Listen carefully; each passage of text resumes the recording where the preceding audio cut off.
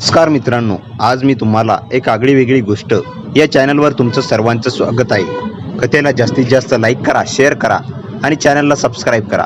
चला तर मग आता कथेला सुरुवात करू. माझं नाव शारदा आहे. माझ्या लग्नाला 3 वर्ष झाली आहेत. माझा नवरा कामानिमित्ताने दुसऱ्या शहरात असतो. तो 2-3 दिवसांनीच घरी परततो. आमच्या घरी माझ्यासोबत माझा लहान दीरही राहतो. तो सुद्धा इथल्याच एका कंपनीत काम करायचा. माझा दीर माझ्याशी नेहमी सतत खेळत राहायचा. मी त्याला कुठलंही काम सांगितलं की तो आनंदाने ते काम करायचा. तो घरात आला की घरातलं वातावरण एकदम आनंदी आणि हलकं फुलकं होऊन जायचं. माझा नवरा घरी नसल्यामुळे मी त्याला माझ्यासोबत कुठलीही घेऊन जात होते. घरात काही सामान आणायचं असेल तर त्याच्यासोबतच मी जात होते. मी माझ्या घरात एक कामवाली ठेवली होती जी भांडी आणि कपड्यांसाठी येत होती. मात्र स्वयंपाक मी स्वतःच करायचे. ती बाई आमच्या सोसायटीतील अनेक घरांमध्ये काम करत होती, पण काही दिवसांनी ती आजारी पडली आणि ती बाई कामाला आली नाही. त्यामुळे घरातलं सगळं काम माझ्यावर आलं. दिवसभर घरातलं काम करताना वेळ कसा जात होता ते कळतच नव्हतं. मी हळूहळू जमेल ते सगळं काम करत होते, कारण मला इतकं काम करायची सवय नव्हती. वडिलांच्या घरी सुद्धा मी कधीच जास्त काम केलं नव्हतं. आईने मला कधीच काम करायला सांगितलंही नव्हतं. तीच सगळी करून घ्यायची, म्हणून आता हे सगळं काम करणं माझ्यासाठी खूपच कठीण जात होतं. माझा दिल कामावरून घरी आला आणि मी घरातलं काम आटपत होते. मी कपडे चुकून बेडवर ठेवले होते. मला आता कपड्यांना इस्त्री करायची होती आणि बाकीचे सगळं काम, संध्याकाळचा स्वयंपाक वगैरे आवरून झालं होतं. मी ठरवलं होतं की कपडे इस्त्री करून झाल्यावर आम्ही जेवण करणार. तेवढ्यातच माझा देर आला. वहिनी, मला खूप भूक लागली आहे. आधी आपण जेवू आणि नंतर मी तुम्हाला कपड्यांना इस्त्री करायला मदत करतो. मी त्याचं म्हणणं मान्य केलं आणि आधी जेवायला घेतलं. जेवताना आमच्या गप्पा चालू होत्या.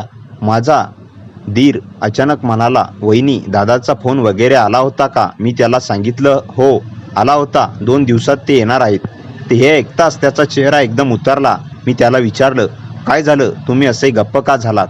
तो उतरला, काही नाही, असंच सहजपणे. त्याने वेळ टाकून दिली. जेवण झाल्यावर मी सगळं आवरून घेतलं तेव्हा तो म्हणाला, वहिनी, चला आपण कपड्यांना इस्त्री करूया.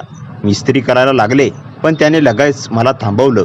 वहिनी, तुम्ही नका करू, तुम्ही फक्त सांगा, मी सगळं करतो. तो बोलता बोलता माझ्या हातून इस्त्री घेतो आणि सगळ्या कपड्यांना इस्त्री मारू लागला. त्या कपड्यांमध्ये माझा ब्लाऊज आणि साडीसुद्धा होती. त्याने लगेच माझा ब्लाऊज इस्त्री करण्यासाठी उचलला. ब्लाऊजची इस्त्री करताना त्याने ब्लाऊजच्या टाक्समध्ये हात घातला आणि त्याची इस्त्री करू लागला. हे सर्व पाहून मला खूपच अस्वस्थ वाटलं. मी त्याला ताबडतोब सांगितलं की भाऊजी, ते राहू द्या, तुम्ही साडीची इस्त्री करा. तो लगेच म्हणाला, का वहिनी, तुम्हाला या ब्लाऊजची इस्त्री का नको करायला? मी उत्तर दिलं, राहू द्या, सध्या त्या ब्लाऊजची गरज नाही. पण त्याने आग्रह करत तरीही ब्लाऊजची इस्त्री केली. सगळ्या कपड्यांची इस्त्री करून झाल्यावर मी त्याला म्हणाले, भाऊजी, आता मी खूप थकले आहे. तुम्ही तुमच्या रूममध्ये जाऊन आराम करा आणि मीही माझ्या रूममध्ये जाऊन थोडी विश्रांती घेते. असं म्हणून मी माझ्या रूममध्ये निघून गेले. तितक्यात अचानक माझ्या दिराचा ओरडण्याचा आवाज आला. मी घाबरून पटकन त्याच्या रूममध्ये गेले. तो बेडवर पडलेला होता आणि त्याला खूपच त्रास होत होता. मी त्याच्याकडे धावत गेले आणि विचारलं, भाऊजी, काय झालं? तुम्ही एवढे जोरात का ओरडला? तो बेडवर तसाच पडून होता आणि त्याच्या चेहऱ्यावर वेदना स्पष्ट दिसत होत्या. त्याने उत्तर दिलं, वहिनी, माझ्या छातीत खूपच दुखत आहे. प्लीज माझ्या छातीला चोळाल का? रात्र झालेली होती आणि त्याच्या वेदना पाहून मला सुद्धा खूप भीती वाटत होती. मला वाटलं काहीतरी गंभीर झालं असावं, म्हणून मी पटकन बाम घेतला आणि त्याच्या छातीला चोळायला सुरुवात केली. मी जशी त्याच्या छाती चोळत होते तसं त्याला बरं वाटायला लागलं होतं. मी विचारलं, आता बरं वाटतंय का? तो उत्तरला, होय, आता बरं वाटतंय, पण तू थोडा वेळ इथेच थांब ना. जर पुन्हा दुखायला लागलं तर मी त्याच्या रूममध्ये थोडा वेळ खुर्चीवर बसून राहिली. पण केव्हा मला त्याच ठिकाणी झोप लागली हे मला कळालं नाही. जेव्हा मला जाग आली तेव्हा त्याच्या बेडवर मी झोपलेली होते. माझ्या अंगावरची साडी पूर्णपणे सुटली होती आणि खूप अंग दुखत होते. घाबरून मी पटकन उठले आणि साडी वेडीवाकडी तशीच अंगावर गुंडाळली. मी साईडला बघितलं तर माझा देर त्या रूममध्ये नव्हता. मला आश्चर्य आणि काळजी वाटली, कारण मला आठवत होतं की मी खुर्चीवर झोपलेली होते. माझी साडी पूर्णपणे निघालेली होती आणि माझं शरीरही जड वाटत होतं. मनात अनेक प्रश्न निर्माण झाले की माझ्यासोबत काही वाईट तर घडलं नाही ना?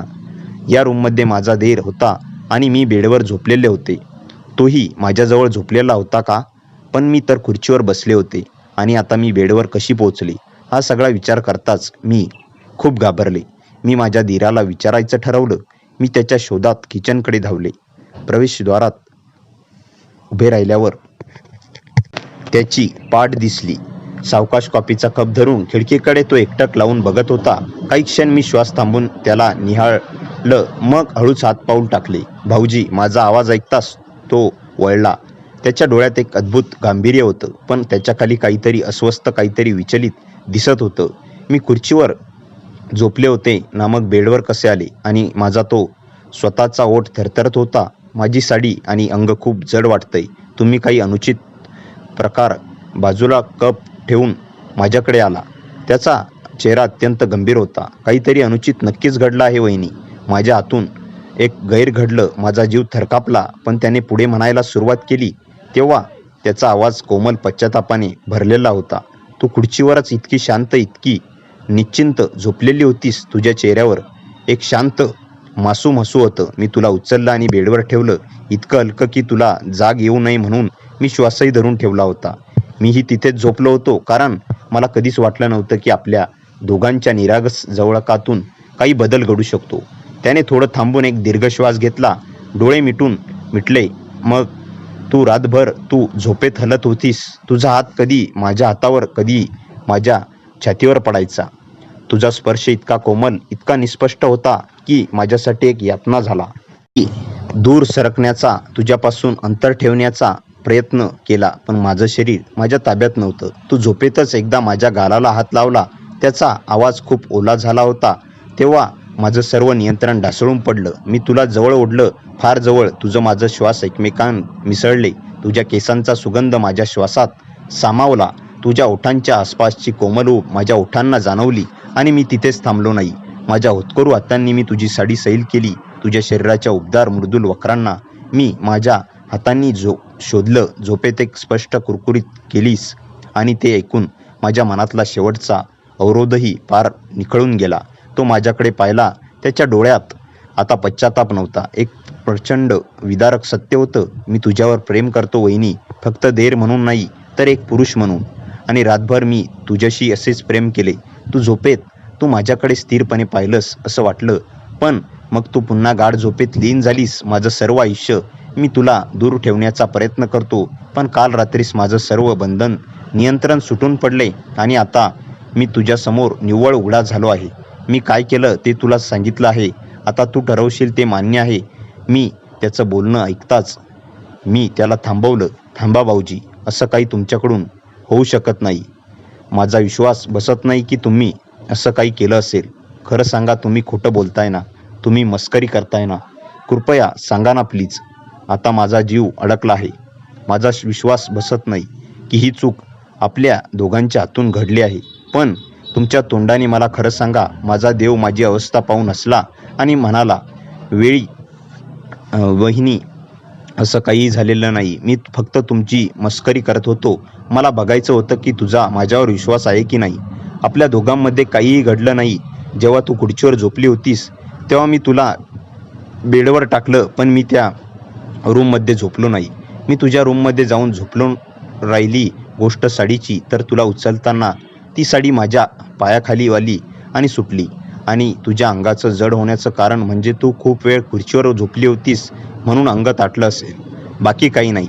विश्वास ठेव माझ्यावर. माझ्या धीराचा या बोलण्याने मला काहीसा दिलासा मिळाला. मी त्याच्या पाठीवर पटकन थाप मारले. म्हणून म्हणाले, मूर्ख आहात तुम्ही. अशी मस्करी माझ्यासोबत परत कधीच करायची नाही.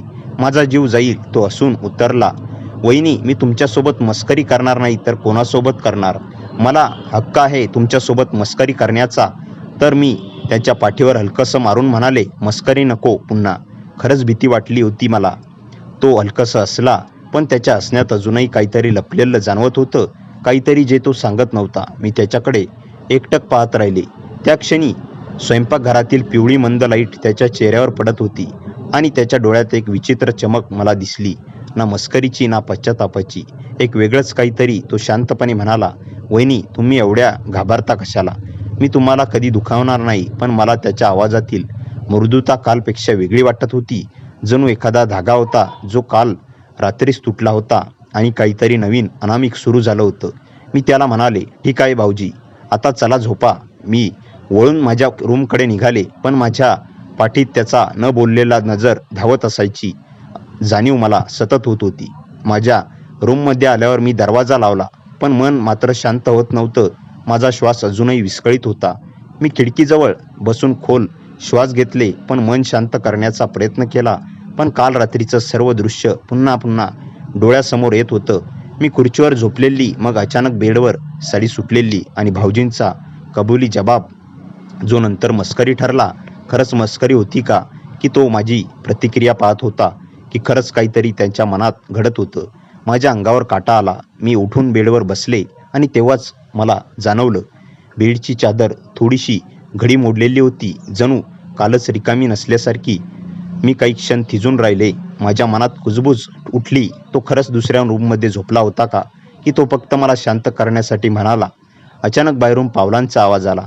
मी दचकून उभी राहिले. हळूच दरवाजाजवळ गेलं, कान लावला. पावलं माझ्या रूमजवळ आली, थांबली. माझा श्वास अडकला. एक हलकी कुजबूज, खूप मंद पण स्पष्ट. वहिनी, झोपलात का? आवाज त्याचाच, पण कालपेक्षा वेगळा, गंभीर, भावनांनी भरलेला. मी काहीच बोलले नाही, काहीच हलले नाही. पावलांचा आवाज परत मागे गेला. मी परत बेडवर बसले, पण आता मला स्पष्ट जाणवत होतं, काहीतरी बदललं होतं. केवळ त्याच्यात नाही, माझ्यातही. सकाळी उठले तेव्हा अंगावर काहीसा गारवा होता. मी खिडकी उघडली तर बाहेर पाऊस सुरू होता. स्वयंपाकघरातून भाऊजींचा आवाज येत होता. कप तराफ्यावर ठेवण्याचा आवाज, गॅस सुरू करण्याचा आवाज, जणू नेहमीसारखंच. पण जेव्हा मी स्वयंपाकघरात गेले, तो माझ्याकडे पाहून क्षणभर थांबला. त्याच्या डोळ्यात आज एक विचित्र शांतता होती. कालच्या वेदनेची नाही, मस्करीची नाही, पण जणू एखादं गुपित सांभाळणाऱ्या माणसाची. त्याने कप माझ्यासमोर ठेवला. वहिनी, तुम्ही आराम करा, काल खूप थकलात. मी त्याचा चेहरा पाहत राहिले. भाऊजी, तुम्ही काही लपवताय ना? तो हसला, एक खोल, अर्थपूर्ण, गूढ हसू. मी तुमच्यापासून? कधीच नाही. पण त्याच्या त्या हसण्यात काल रात्रीची सावली स्पष्ट दिसत होती. मग तो वळला, पण वळताना कुजबुजला, इतक्या मंद स्वरात की जणू त्याने माझ्यासाठी नव्हे तर स्वतःसाठीच म्हटलं, कथा तर आता सुरू झाली आहे वहिनी. माझ्या अंगावर रोमांच उभे राहिले. खोलीत अचानक एक थंड हवेची झुळूक आली आणि मला जाणवलं, आता पुढे जे येणार होतं ते केवळ योगायोग नव्हतं, ते नियतीच्या एका अदृश्य धाग्याने गुंफलेलं होतं. पावसाचा मंद आवाज स्वयंपाकघराच्या खिडकीशी खेळत होता आणि भाऊजी चहा ओतताना शांतपणे काहीतरी गुणगुणत होते. मी दारावर उभी राहून त्याला पाहत होते. त्याच्या हालचाली नेहमीसारख्या नव्हत्या. आज त्या अधिक सावकाश, अधिक विचारपूर्वक, जणू काही तो प्रत्यक्षण कोरून ठेवत होता. त्याने वळून मला पाहिलं. वहिनी, चहा घ्या. त्या एक साध्या वाक्यातही काहीतरी अनोळखी कोमलता होती, जी मी कधीच अनुभवलं नव्हतं. मी कप हातात घेतला, पण त्याचा हात माझ्या हाताला चुकून स्पर्शून गेला आणि त्या क्षणी वेळ थांबला. एक विजेचा क्षण, न बोललेला, न दिसणारा, पण दोघांच्या अंगावरून सरणारा. मी लक्ष हटवलं. भाऊजी, कालचं विसरा, आपण नॉर्मल राहूया. तो हलकसा हसला. मीही तेच म्हणतोय, पण काही गोष्टी नॉर्मल होऊ शकत नाही वहिनी. ज्या गोष्टी एकदा जाणवल्या त्या परत न जाणवण्याचा प्रयत्न केलात तरी त्या मनाच्या खोल कुठेतरी जगतच राहतात. त्याचा आवाज शांत पण धडधडवणारा होता. मी काही बोलणार इतक्यात वीज चमकली, जोराचा आवाज झाला आणि लाईट गेली. स्वयंपाकघर अचानक काळोखात बुडालं. मी दचकलो आणि अनाहूतपणे त्याच्या जवळ सरकले. त्याने माझ्या खांद्यावर हात ठेवला, हलका, आश्वासक, पण त्याच्या हाताच्या उभेत मला अजून काहीतरी जाणवलं. जणू त्याचा हात मला धरत नव्हता, तर आपल्यामधला एक मौन धागा धरून ठेवत होता. घाबरू नका, तो म्हणाला, पण त्या काळोखात त्याचे स्वर अधिक खोल, अधिक जवळ येऊन भिडले. भाऊजी, तुमच्या आवाजात कालपासून काहीतरी बदललंय. मी थरथरत म्हणाले. तो काही क्षण शांत राहिला. पावसाचे आवाज जास्त स्पष्ट ऐकू येऊ लागले. मग अतिशय मंद, जणू तो स्वतःला सांगत होता. अशा सुरात म्हणाला, काल रात्री मी काही केलं नसेल तरी काहीतरी माझ्यात घडलं जरूर. माझा श्वास अडकला. काय? मी विचारलं. त्याने एक पाऊल माझ्याकडे टाकलं. माझं हृदय जोराने धडधडत होतं. काळोखात त्याच्या नजरेचा भासही जाणवत होता. मला भीती वाटली की जर मी तुम्हाला खूप जवळ वाटू लागलो तर तुम्ही मला दूर जाल. त्याचा आवाज थरथरला. आणि भीती याची की तुम्हालाही काहीतरी जाणवत असेल. मी भेदरले. तुम्ही असं का बोलताय? मी. तो मध्येच म्हणाला, शब्दावर हलका कंप. वहिनी, काल जेव्हा मी तुम्हाला बेडवर ठेवलं तेव्हा तुम्ही माझा हात सहजपणे पकडलात झोपेत. मी स्तब्ध, मला आठवत नव्हतं. माझं शरीर गार पडलं आणि त्या क्षणानंतर मी काहीही पूर्वीसारखा राहू शकलो नाही. काळोखात त्याचा श्वास माझ्या अगदी जवळ वाटत होता. मी पाऊल मागे घेतलं पण पाय घसरला. वहिनी सावध, त्याने मला पकडलं खोल, घट्ट दोन्ही हातांनी. त्या एका क्षणात 2 श्वास धडधडत्या अंतरावर अडकले. क्षणभर काळोख गायब झाला. जणू हृदयाचे आवाज आणि पावसाचे आवाजच खोलीत होते. मी त्याच्या हातातून सुटण्याचा प्रयत्न केला पण तो मला सोडत नव्हता. जोराने नाही पण अनाहूतपणे. जणू त्याला जाणवत नव्हतं की त्याचे हात अजूनही माझ्या कमरेभोवती आहेत. माफ करा, तो पुटपुटला. पण हात सुटेपर्यंत त्याच्या आवाजातील ओल जाणवत होती. मी हळूहळू दूर झाले. लाईट बंद आली. मंद पिवळा उजेड आणि त्या उजेडात त्याचा चेहरा पाहिला. गंभीर, शांत, पण डोळ्यात अशी भावना जी शब्दात बसू शकत नव्हती. पश्चाताप नाही, मस्करी नाही, फक्त काहीतरी जन्म घेत असलेलं. मी मागे सरकले. तो स्तब्ध उभा राहिला आणि म्हणाला, वहिनी, आता तुम्ही सांगाल तेच. अंतर ठेवायचं असेल तर ठेवीन, पण मन नाही मानणार. माझ्या हृदयाचा ठोका चुकला, कारण ज्या गोष्टीची मला भीती वाटत होती ती आता स्पष्ट होत होती. फक्त तोच नव्हता बदलला, मीही बदलत होते. त्या प्रकाशाने खोली उजळली, पण माझ्या मनात उठलेला काळोख काही कमी झाला नव्हता. त्याच्या डोळ्यात काहीतरी होतं, जळत राहणारं, टाळता न येणारं. मी हळूच बाजूने निघून गेला. माझ्या रूमकडे जात होते, पण त्याचा आवाज पुन्हा थांबवत होता. वहिनी, तुम्ही मला टाळणं सुरू करणार असाल तर आधी मला एक सत्य ऐकवा. मी थांबले. पावसाच्या धारा खिडकीवर आदळत होत्या. जणू बाहेरचं हवामानही आपल्या दोघांमधल्या परिस्थितीसारखं अस्वस्थ होतं. कोणतं सत्य? मी शांतपणे विचारलं. तो माझ्याकडे आला, पण यावेळी फार जवळ नाही. मात्र त्याच्या उपस्थितीचा भार जाणवत होता. काल तुमच्या डोळ्यात भीती होती, पण त्यात काहीतरी दुसरंही होतं. मला सांगाल का? ते काय होतं? माझं हृदय धडधडलं. काही नाही, मी तुटका आवाजात म्हटलं. मी फक्त घाबरले होते. तो हलका हसला. त्या हसण्यात एक गूढ ओळ होती. भीती ही फक्त भीतीसारखी दिसत नाही वहिनी. कधी कधी ती एखाद्या भावना लपवण्याचा सर्वात सोपा मार्ग असतो. त्याचे शब्द माझ्या अंगावर काटा आणणारे होते. मी अचानक रागाने बोलले, भाऊजी, तुम्ही मला का असं बोलताय? मी तुमच्यासाठी वहिनीच आहे. त्याचा चेहरा थोडासा उतरला, पण डोळ्यातलं चमकणारं सत्य कमी झालं नाही. हो, तुम्ही माझी वहिनी आहात, पण भावना नात्याच्या नावाने थांबत नाहीत वहिनी. ती मनाने थांबवावी लागतात. आणि काल रात्री माझं मन तुमच्या काही इशाऱ्यांना थांबवू शकलं नाही. माझा श्वास अडखळला. कुठले इशारे? तो माझ्याकडे पाहत म्हणाला, तुम्ही झोपेत माझं नाव घेतलं होतं. माझ्या पायाखालची जमीनच सरकली. मी नाही घेतलं. माझा आवाज जवळजवळ तुटला. घेतलं होतं, तो स्थिरपणे म्हणाला. आणि ते ऐकून मी घाबरलो, कारण मला वाटलं कदाचित मला जे जाणवतंय ते तुम्हालाही जाणवतं. खोलीतील शांतता अचानक अधिक भारी झाली. मी एक पाऊल मागे गेले. भाऊजी, तुम्ही काहीतरी वेगळंच कल्पना करताय. तो एका क्षणासाठी डोळे मिटून शांत झाला. कदाचित, पण मी ऐकलं ते खोटं नव्हतं. माझं शरीर थरथरत होतं. मला आठवत नव्हतं मी काय बोलले झोपेत, पण माझं मन मात्र कालपासून विचित्रपणे अस्थिर होतं. त्याचे स्पर्श, त्याचा आवाज, त्याच्या डोळ्यातलं काहीतरी मला सतत आठवत होतं. मी पटकन वळून रूममध्ये गेले.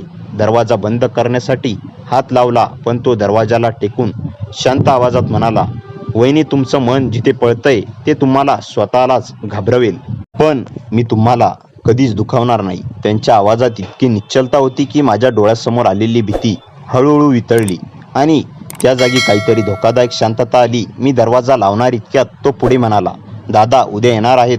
त्यांना काही जाणवू नये म्हणून मी तुमच्यापासून अंतर ठेवेन. तो थोडा थांबला आणि शब्दांचं वजन अधिक वाढवत म्हणाला, पण अंतर ठेवलं की भावना थांबत नाहीत, फक्त लपतात. आणि लपलेल्या भावना परत एकदा फुटतात तेव्हा अधिक जोराने फुटतात. तो निघून गेला आणि मी दरवाजा बंद करून आधाराला टेकले. माझं हृदय ऐकू येईल इतकं जोरात धडधडत होतं, कारण एक सत्य मला आतून हादरवून गेलं होतं. त्याच्या शब्दामध्ये कालपासून सतत माझ्या मनात दडलेलं काहीतरी खरंच होतं, पण ते मी मान्य करू शकत नव्हते. मी प्रयत्न केला शांत बसण्याचा, पण अचानक माझ्या फोनचा स्क्रीन चमकला. मेसेज, भाऊजी, न झोपलं तर सांगू नका, खिडकीतून दिसतंय. तुमच्या रूमचा दिवा अजूनही चालू आहे. माझे हात थरथरले. तो लक्ष ठेवून होता की काळजी करत होता की काहीतरी वेगळंच? मी खिडकीकडे गेले. बाहेर अंधार, पावसाच्या हलक्या थेंबा आणि बाल्कनीच्या रेलिंगला टेकून तो उभा. माझ्याकडे एकटक पाहत, शांत गूढ आणि न बोललेला संदेश डोळ्यात घेऊन मी खिडकीतून खाली पाहत राहिले. पावसाचा मंद प्रकाश त्याच्या चेहऱ्यावर पडत होता आणि त्याच्या डोळ्यात एक विचित्र शांत ज्वाला दिसत होती. ना राग ना अपराध, फक्त एक खोल भावना जी सांगत होती की तो काहीतरी मनात ठरवूनच उभा आहे. माझा फोन पुन्हा वाजला. दुसरा मेसेज. उद्या दादा येणार आहेत आणि त्याआधी मला तुमच्याशी एकदा बोलायचं आहे. आता नाही बोललात तरी चालेल, पण टाळू नका. माझं हृदय जोरात धडधडू लागलं. मी बाल्कनीचा पडदा हळूहळू ओढला, पण तो तिथून हलला नाही. तो काही मागत नव्हता, पण जणू माझं मन काही विचार करतंय हे तो वाचत होता. मी स्वतःला शांत करत पडद्यामागे उभे राहिले, पण माझं मन शांत नव्हतं. त्याच्या नजरेतला भास अजूनही माझ्या अंगावर घोंगावत होता. काही मिनिटांनी मला जाणवलं की तो तिथून निघाल्यासारखा वाटत होता. मी सावधपणे खिडकीचा पडदा थोडासा बाजूला केला. तो आता रेलिंगपासून दूर पावसात उभा होता, जणू काहीतरी स्वतःशी झगडत. मी त्याला पाहत होते आणि पाहतानाच माझ्या मनात विचित्र भावनांची गाठ बांधली जात होती. मी स्वतःलाच विचारलं, तो असं करत आहे, मी त्याच्यासाठी इतकी महत्त्वाची आहे का? तो पावसात उभा राहिला आणि अचानक हात केसांत फिरवत मागे वळला आणि त्या क्षणी आमची नजर भिडली. त्याने मला पाहून थोडंसं हसावं की नाही असा क्षणभर विचार करत पहिल्यांदा डोळे खाली केले. तो मागे सरकला, जणू माझ्या नजरेपासून पळताना, पण काही पावलं गेल्यावर थांबला. पुन्हा वळला आणि यावेळी त्याच्या चेहऱ्यावर अशी भावना होती जणू तो काहीतरी स्वीकारून गेला होता, काहीतरी ज्यामुळे माझा श्वास अडकला. तो ओला झालेला, शांत पण भेदक नजरेने माझ्याकडे पाहत म्हणाला, हळू आवाजात पण स्पष्ट, वहिनी, तुम्ही पडदा का लपवता? मी काही चुकीचं बघित नाही. माझा श्वास जोरात झाला. त्याच्या आवाजात आरोप नव्हता, पण एक नक्की जाणवणारी वेदना होती. मी खिडकी उघडली नाही, काही बोलले नाही, पण तो पुढे म्हणाला, मला दूर राहायचं आहे, पण तुमच्या नजरेतून सुटलो की माझ्या मनातून सुटत नाही. त्याचे शब्द थेट हृदयात घुसले. मी जरा कठोर आवाजात म्हणाले, भाऊजी, तुमची ही भावना चुकीची आहे. तो हसला, खूप हलके, जवळजवळ न ऐकू येईल असे. मलाही माहिती आहे, पण मनाला समजावणं अवघड आहे. तुम्हीच सांगा, तुम्हालाही आज दिवसभर अस्वस्थता जाणवली की नाही? मी स्तब्ध झाले. त्याला कसं कळतं? त्याने खांदे खाली सोडत थोडं मागे जात म्हणाला, ही शेवटची रात्र असेल की मी असे काही बोलतोय. दादा आल्यावर मी तुमच्याशी काहीही हद्द ओलांडणार नाही, पण माझी ही अवस्था मला एकटी सहन होत नाही. त्याचे शब्द जळत थेट माझ्या मनावर पडले, जणू मी त्याचा त्रास ऐकूनही काहीच करू शकत नव्हते. मी खिडकी बंद करण्याचा विचार करत होते, पण त्याने शेवटचं एक वाक्य शांत खोल आवाजात टाकलं, काल तुम्ही माझ्या झोपेत हात पकडलात ते कदाचित चुकून होतं, पण आज मी तुम्हाला टाळतायत ते जाणून बुजून आहे, आणि ते जास्त जाणवतं. माझे हात थरथरले. मी खिडकीचा पडदा पटकन ओढून घेतला, पण त्याचे शब्द, त्याची नजर, त्याचा आवाज सगळं अजूनही अंगावर घोंगावत होतं. खोल शांततेत मी स्वतःशीच कुजबुजले. मीच का एवढी अस्थिर होते आहे? त्याचा आवाज, त्याच्या नजरा माझ्या मनाला असे हलवतात. मी दिवा बंद केला, खोली अंधारली, पण बाहेरच्या अंधारात त्याचे अस्तित्व जणू अजूनही तसंच जाणवत होतं. जवळ धडधड वाढवत आणि अनाहूतपणे माझ्या मनावर कब्जा करत. रात्रीची हवा काळवंडलेली होती, जणू सावल्या स्वतः जिवंत झाल्या होत. अनुष्का गावाच्या काठावर उभी होती. तिच्या हातातील कंदील विझवण्याच्या टप्प्यावर होता. राघव कुठे गेला होता कोणीच ठाव नव्हतं. परवा ज्या झाडाखाली ती दोघे बोलले होते, तिथे आता एक विचित्र खूण उमटली होती.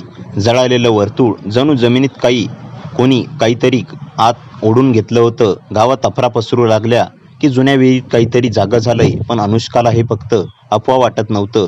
तिच्या स्वप्नात दररोज सावळा चेहरा दिसू लागला, खोल काळे डोळे आणि त्या डोळ्यात राघवचं हरवलेलं प्रतिबिंब. तिने शेवटचं त्याला पाहिलं होतं तेव्हा तो जंगलाच्या दिशेने धावत होता, मागे वळून बघायलाही घाबरत. अनु, मागे येऊ नकोस, त्याचा ओरडा अजूनही तिच्या कानात घुमत होता, पण ती थांबणारी नव्हती. त्या रात्री ती एकटीच जंगलात उतरली. झाडाच्या फांद्या तिच्या कपड्यांवर ओरखडे काढत होत्या. वारा एखाद्या जखमी प्राण्यांप्रमाणे हुंकारत होता आणि अचानक तिला पायाखाली थंड दगड जाणवला. राघवच्या हातचं बांगड्यांचं तुकडं. ते तिने उचलताच जंगल स्तब्ध झालं. दूरवरून दरड कोसळल्यासारखा आवाज आला. अनुष्काच्या दचकली. मग तिने पाहिलं, जंगलाच्या मध्यभागी एक काळा धूर फिरत होता आणि त्यातून कुणीच आकृतीसारखं बाहेर येत होतं. ते राघव होतं, पण तो तसा नव्हता. त्याचे डोळे पूर्ण काळे झाले होते. अंगावरील सावल्या जणू जिवंत होत्या. तो पायरी पायरीने तिच्याकडे येऊ लागला. त्याच्या तोंडातून निघणारा आवाज मानवी नव्हता, खोल, तुटलेला आणि जखमी. अनु, मला ओढून नेलंय, पण मी पूर्णपणे त्याचा झालो नाही. तू आलीस तर. त्याने हात पुढे केला. त्या हाताभोवती सावल्या विळख्यासारख्या वळत होत्या. पण तुला नको होतं मी इथे यायला का? ती कुजबुजली. राघवचं थरथरणं वाढलं, कारण ते तुलाही घेणार आहेत आणि मला थांबवता येणार नाही. सावल्यांनी त्याचं शरीर ओढायला सुरुवात केली. अनुष्काच्या डोळ्यात पाणी आलं, पण ती मागे हटली नाही. तर मग मीही येते. ती त्याच्याकडे धावत गेली. सावल्या त्याच्या भोवती वादळासारख्या फिरू लागल्या. जंगलाचं शांतत्व भंग पावलं आणि अचानक दोघंही त्या अंधाऱ्याच वर्तुळात ओढले गेले, जिथे प्रकाशही पोचत नव्हता. आणि दुसऱ्या दिवशी गावाच्या काठावर पुन्हा एक नवीन जळालेलं वर्तुळ दिसलं. यावेळी मात्र त्याच्या मध्यभागी 2 सावल्या उभ्या असल्याचा भास होत होता. त्या जळालेल्या वर्तुळात दोघं अदृश्य झाल्यानंतर गावात शांतता पसरली. पण ती शांतता आता जिवंत नव्हती. ती मृत, दडपणारी आणि कुणाला तरी गिळून टाकण्याची वाट पाहणारी होती. अनुष्का आणि राघव जिथे गेले होते ते ठिकाण अंधाराने बनलेलं नव्हतं. ते भीतीच्या आठवणींनी बांधलेलं होतं. जिथे प्रकाश नाही पण तरीही सगळं दिसतं. जिथे आवाज नाही पण कुजबूज ऐकू येते. अनुष्का श्वास घेताच तिच्या अंगावर थंडीचा झटका बसला. आजूबाजूला असंख्य विचित्र चेहरे तरंगत होते. काही रडत, काही हसत, काही मानवीच नव्हते. पण त्याच्यापैकी एक चेहरा तिला ठळक दिसला. राघव. तो तिच्या अगदी जवळ होता, पण त्याला स्पर्श करायला गेली की त्याचा हात सावल्यासारखा विरून जात होता. ही जागा तुला खूप ओळखीची नाही वाटत? तो कुजबुजला. त्याचा आवाज आता तुटका नव्हता, तो धोकादायक होता. अनुष्काच्या पाठीवर सरसर शिरी उठली. आपण कुठे आहोत? ती थरथरत म्हणाली. राघव हसला, पण ते हसू त्याचं नव्हतं. आपण जिथे नेहमीपासून होतो, तुझे स्वप्न. अनु, हा अंधार तुलाच तयार केला आहे. मी फक्त त्यात अडकलो. अनुष्काने आठवायचा प्रयत्न केला. तिच्या बालपणीची एक दडवलेली आठवण मनात चमकून गेली. त्या रात्रीची, जेव्हा तिच्या आईने तिला सांगितलं होतं की रात्री आरशात पाहू नकोस. पण तिने पाहिलं होतं आणि त्या आरशात तिला तिचंच चेहऱ्यासारखं काहीतरी दिसलं होतं. अगदी काळे डोळे असलेलं ते डोळे आता राघवचे झाले होते. अचानक सावल्या त्याच्या भोवती हलू लागल्या. त्या फक्त अंधार नव्हत्या, त्या आठवणी होत्या, तुटलेल्या, कुरूप, रक्ताने माखलेल्या. अनुष्काने मागे वळून पाहिलं तर तिला तिच्या आईचा सावली आकार दिसला, विचित्र वाकलेला. तू मला इथे आणलंयस? अनुष्काच्या डोळ्यात भीती दाटली. मागे जाऊया राघव, निघूया. पण राघवचे डोळे आता पूर्णपणे बदलले होते. आपण जाऊ शकत नाही, कारण आता फक्त मी नाही, तूही त्याच्यापैकी झाली आहेस. त्याने तिचा हात धरला. यावेळी त्याचा स्पर्श खरा होता, पण तो माणसाचा स्पर्श नव्हता. त्याची पकड थंड, बर्फासारखी जड आणि तिला आत ओढणारी होती. तू मला वाचवायला आली होतीस, नाही का? त्याचा आवाज आता 2 वेगवेगळ्या आवाजांसारखा वाटत होता. तो एक राघवचा आणि एक खोल, रानटी, ज्याचा मानवीपणाशी काही संबंध नव्हता. आता तू मला वाचवू शकत नाहीस, पण मी तुला हरवू देणारही नाही. सावल्या त्याच्या भोवती बंद होत गेल्या आणि पहिल्यांदाच अनुष्काने पाहिलं त्या 2 सावल्या ज्या गावात दिसत होत्या त्यापैकी एक जणू हसत होती. सावल्या अनुष्का आणि राघव भोवती पूर्णपणे बंद झाल्या. त्या क्षणी अंधार फक्त काळा राहिला नाही, तो जिवंत झाला. त्याने श्वास घ्यायला सुरुवात केली. धडधड ऐकू येऊ लागली, जणू त्या जागेचं स्वतःचं हृदय होतं आणि त्या हृदयाची धडधड अनुष्काच्या हृदयाशी जुळू लागली. 1-2, 1-2. ती काळजीत मागे सरकली, पण राघवने तिचा हात अधिक घट्ट पकडला. थांब. तो कुजबुजला, पण त्याचा आवाज मानवी स्वरूपात बाहेर जाऊ लागला होता. ते तुझ्यात जागवत आहे काय? अनुष्काने खालच्या आवाजात विचारलं. मग ती किंचाळली. तिच्या पायाखाली जमीन हलू लागली.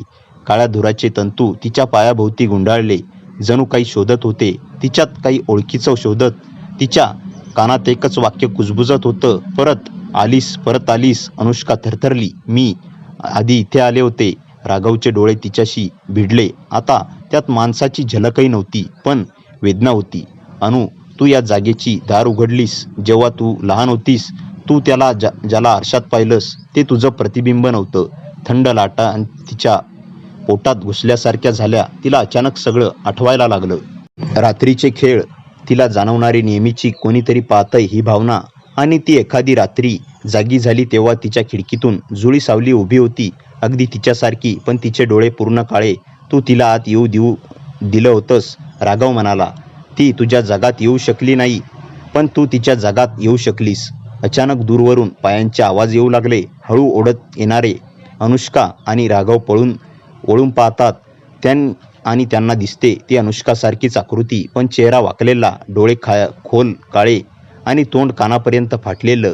ती चालत नव्हती, तिला ओढलं जात होतं, तरी ती सरळ उभी होती.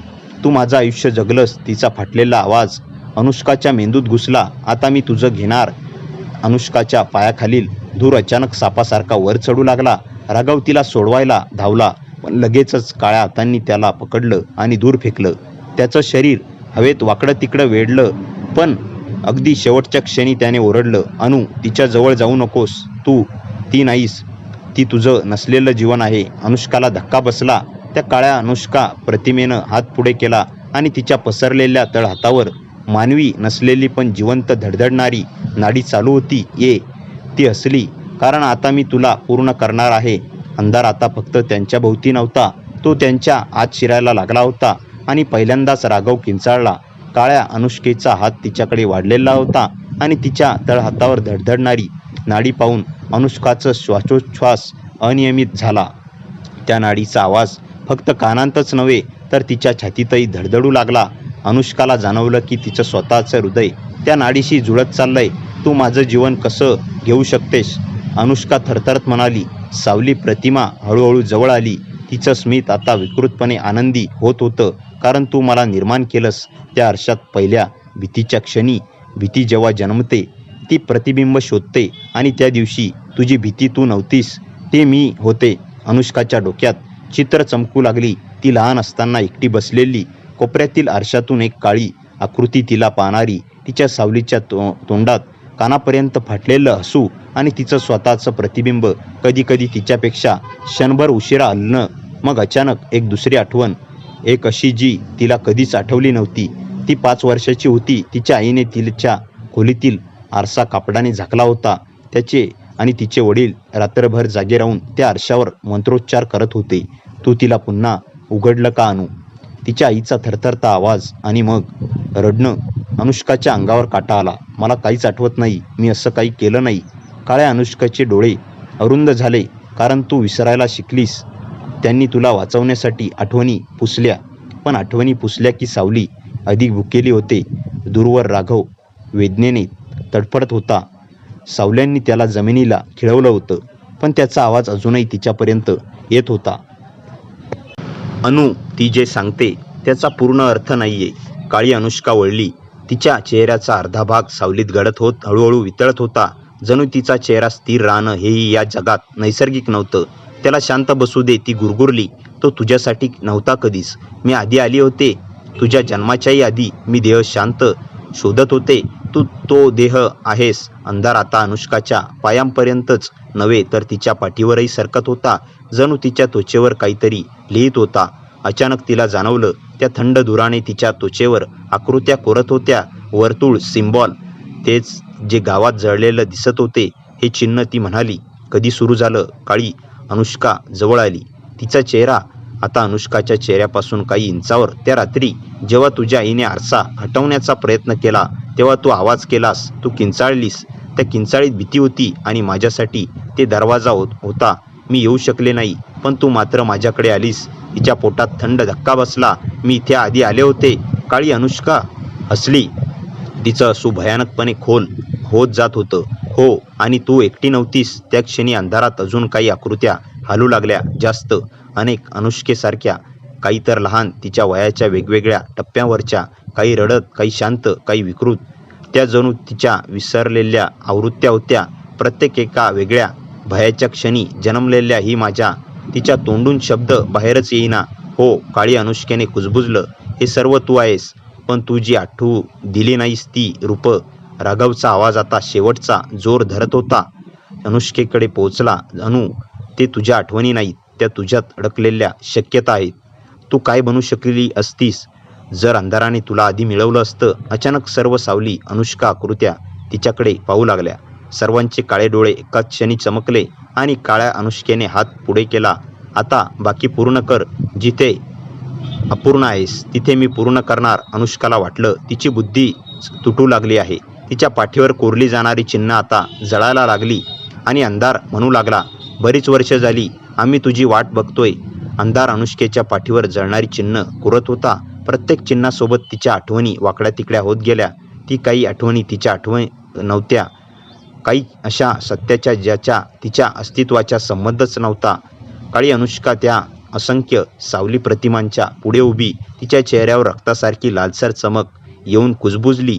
तू फक्त एक नाहीस अनु, तू अनेकांचे रस्ता आहेस, तू दार आहेस आणि आता वेळ झाली ते पूर्ण उघडण्याची. अनुष्काचा श्वास थांबण्याच्या जवळ पोचला होता. तिचं शरीर थंड होत होतं, पण तिच्या मनात अचानक एक स्पष्ट विचार चमकला. तो राघवचा आवाज नव्हता, तो तिच्याच आतून उठणारा आवाज होता. दार मी आहे, ती स्वतःशीच पुटपुटली. मग बंद करायचंही माझ्या हातात आहे. काळ्या अनुष्केचे डोळे एकदम चमकले. तू हे करूही शकत नाहीस, ती गर्जली. पण अनुष्काला आठवलं, ती पहिल्यांदा इथे आली होती तेव्हा ती घाबरली होती, पण आता तिची भीती तुटत चालली होती. भीती तुटली की सावलीचं अस्तित्व कमी होतं. अनुष्काने थरथरत्या हाताने तिच्या गळ्याजवळ खाली कोरलेल्या चिन्हावर हात ठेवला. ते चिन्ह धगधगत होतं, पण तिच्या स्पर्शाने ती पेटली आणि आता ती चिन्ह अंधाराला तिच्यात ओढत नव्हती, तर अंधाराला परत ढकलत होती. राख, निखारे, धूर असं काहीच तिच्या पाठीवरून उठू लागलं. काळ्या अनुष्केने किंचाळून पुढे उडी मारली, पण तिच्या हाताचा स्पर्श अनुष्केला लागताच तिचाच हात राखेसारखा वितळू लागला. नाही नाही, तू भीती आहेस, तू माझी निर्मिती आहेस. नाही, अनुष्का शांत आवाजात म्हणाली. तिच्या डोळ्यात आता काहीच भीती नव्हती. तू माझ्या भीतीची सावली आहेस आणि सावली फक्त प्रकाशात टिकते, पण मी अंधार स्वीकारते. सावल्या थरथरल्या. काळी अनुष्का मागे सरकली. अंधार स्वीकारलास तर तुझ्यावरच माझं भय संपतं.